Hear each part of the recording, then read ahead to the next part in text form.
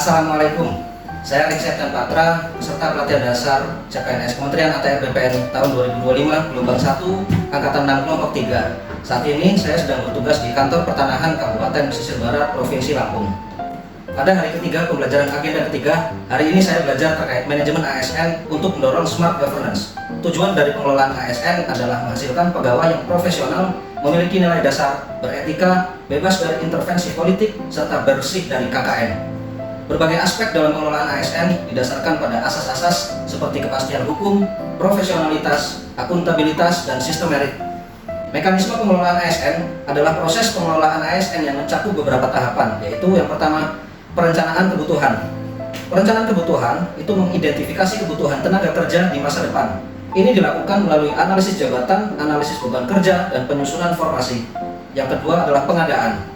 Mempekerjakan dan memilih kandidat yang memenuhi syarat. Proses ini melibatkan pengumuman lowongan, pendaftaran, seleksi administrasi, seleksi kompetensi dasar atau SKD, dan seleksi kompetensi bidang atau SKB.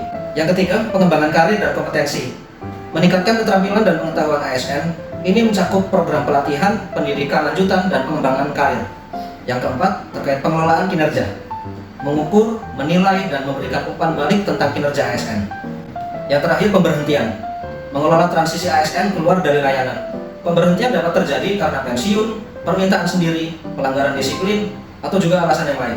Saya sebagai penata pertanahan sangat erat kaitannya dengan manajemen ASN, terutama dalam hal pelaksanaan dan pengelolaan kinerja. Yang pertama, sebagai pelaksana kebijakan publik. Tugas seorang penata pertanahan adalah melaksanakan kebijakan terkait urusan pertanahan. Keberhasilan saya dalam menjalankan tugas ini seperti menata administrasi pertanahan atau menangani sengketa tanah adalah bagian dari fungsi ASN sebagai pelaksana kebijakan publik.